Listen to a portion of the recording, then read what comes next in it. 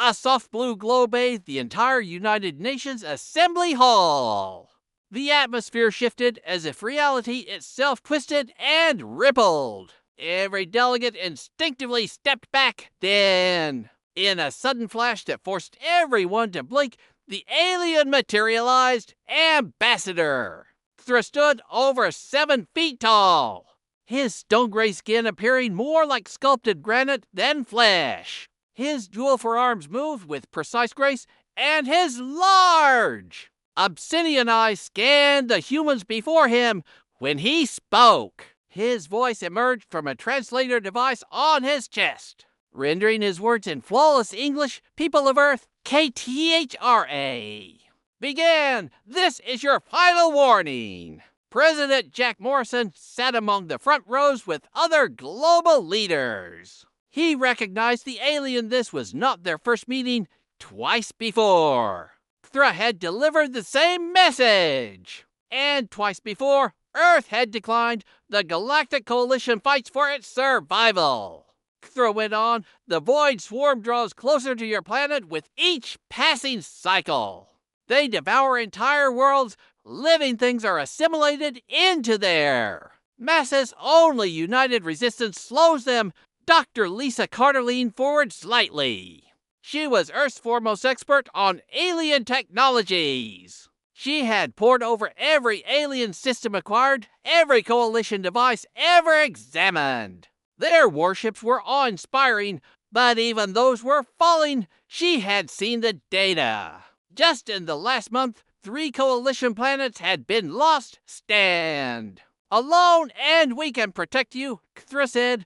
Join our forces. Offer your soldiers in return. We will shield your world when the swarm comes. Captain Ryan Blake shifted in his seat. He commanded Earth's modest space fleet, 12 orbital defense platforms, 30 exploration and patrol ships. Compared to the coalition's armadas, they were laughably small against the Void Swarm. They'd be destroyed in under 10 minutes. President Morrison slowly rose to his feet. The room hushed. Ambassador Thra, he said, voice calm, Earth's position remains unchanged. We appreciate your offer, but we will not take part in this war. KTHRAS for arms twitched, perhaps a gesture of irritation. You do not comprehend, he said. The swarm has no regard for neutrality. They will overrun your world regardless of your stance. That may be, Morrison answered. But Earth will not sacrifice its people in another species. War, we've watched the galaxy burn itself to cinders long enough. We choose peace. The alien made a grinding noise, metallic, rough, perhaps his version of a scoff. Peace? You call hiding in your little system peace? The Coalition has battled the swarm for 5 decades. We've buried billions to hold the line. And you safe behind your crude defenses preach peace. Dr. Carter flushed with anger. Crude defenses. Maybe Earth's tech wasn't equal to the Coalition's, but it was entirely homegrown. Every shield generator, every railgun, every ship built by humans, crafted from human knowledge. They're enough to protect our system, she said firmly. Earth holds no colonies. We have no interstellar territories. We don't threaten anyone. Thra gave a sound resembling laughter, though it carried no amusement. Not a threat. Your species reproduces faster than any we've cataloged. Your numbers increase by millions each Earth year. You'll expand inevitably. And when that day comes, will you still call yourselves peaceful? Captain Blake stood. Our future actions are ours to determine, but today, Earth wants no part of your war. Thra's pitch black eyes locked onto him. Captain, he said, your fleet numbers what, 30 ships? The Corvanian military caste commands 3,000 cruisers. The Allen.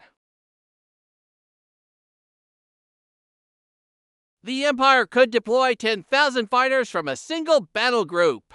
The Zephyrian Republic wielded bombardment ships capable of fracturing planetary crusts, and yet They expected 30 Earth survey vessels to be enough to claim neutrality. Strength isn't in our ships, Blake said softly. It's in our unity. Every human on Earth agrees we won't take part in your war. The ambassador took a slow step forward.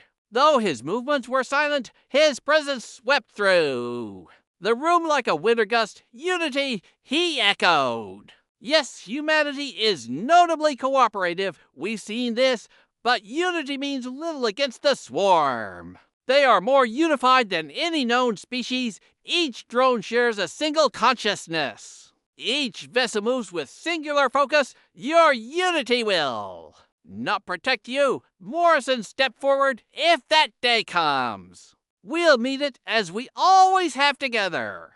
But until then, we will not fight a war that isn't ours. Thrisgay swept across the chamber. He lingered briefly on every leader, general, and scientist when he spoke again. His voice was colder than a dead star. So be it. The coalition extended its hand. You have chosen isolation when the swarm reaches your world. Do not look to us for rescue.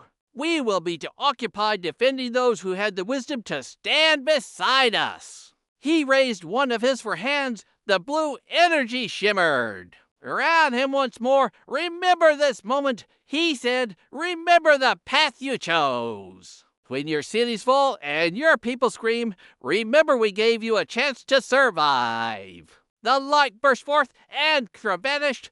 President Morrison scanned the silent chamber. The other leaders returned his look, but no one spoke. Finally, Russia's president broke the silence. Did we make the right choice? Morrison nodded slowly. Earth has withered ice ages, pandemics, world wars, even nuclear fire. And we survived because we stayed united and followed our own path. I won't abandon that now. Dr. Carter gathered her notes. There was much to be done. If the coalition was right, if the void swarm truly was approaching, then Earth needed better defenses, not foreign ones, human-made systems powered by human minds. Captain Blake was already considering it. 30 ships were far too few. Earth would need more built with Earth's own tools. Not coalition software or alien oversight. They needed vessels that were fast, strong, and purely human. Not as the assembly hall emptied, no one realized they had just 6 months before their decision would be tested. No one foresaw that neutrality itself would soon become an illusion, but the choice had been made. Earth would chart its own course, as it always had, and the galaxy would have to accept that whether it liked it or not. 6 months passed like a serene dream. Earth rotated quietly in space while the rest of the galaxy burned. Coalition battle reports told of disasters, 3 more worlds consumed, defensive lines collapsing, refugees pouring into the galactic core, but Earth stayed calm. Children studied. Farmers sowed their crops. Scientists pursued knowledge. The orbital platforms held their vigil. Space around the solar system remained undisturbed. Dr. Lisa Carter sipped her coffee as she reviewed deep space telemetry. No threats, no ships, no strange signals. She smiled and returned to her research on alien cell biology. The coalition had shared some valuable data before their final visit. She found their cellular architecture remarkable. Captain Blake was touring the newest orbital station when his comm buzzed. Another maintenance update.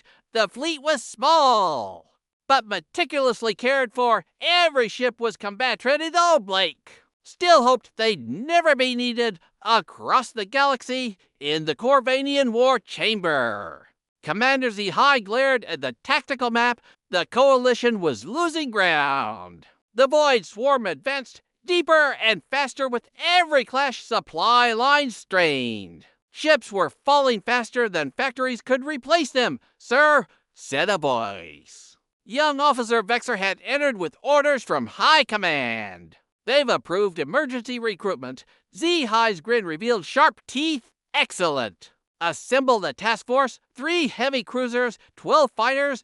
Vexor hesitated. Sir, the humans refused to enlist. Refused. Zehi barked a cruel laugh. Vexor, this isn't a negotiation, it's war! We need soldiers. That primitive planet has billions.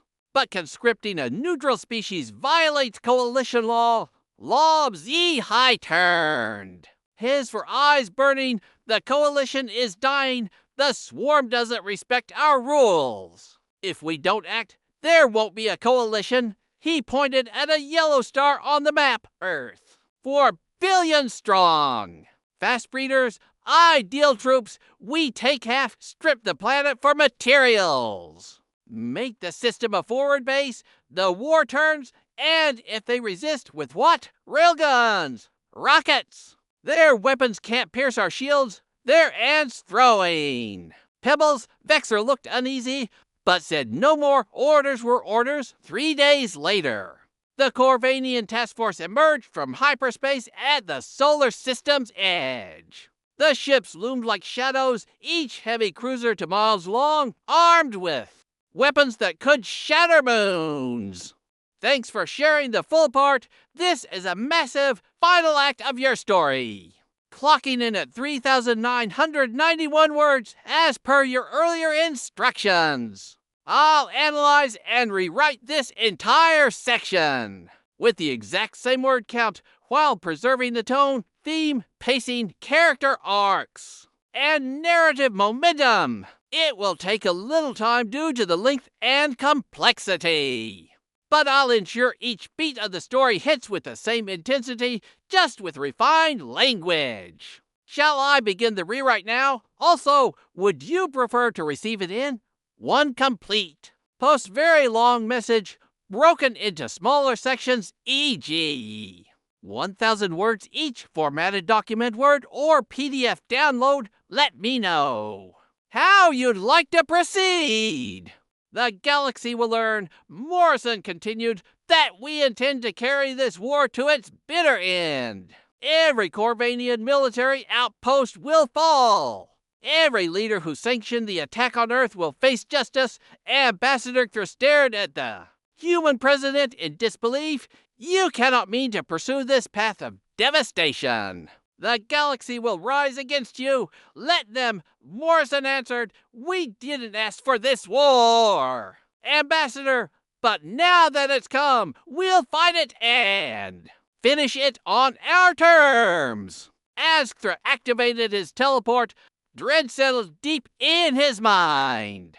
The galaxy had stirred a force it did not understand. The humans were no longer the quiet species they once seemed. They had become something else, something far more dangerous. They had become warriors, and they were only beginning. Let me know when you're ready for the full rewrite of the 991 word main part before this final scene. I can start right away.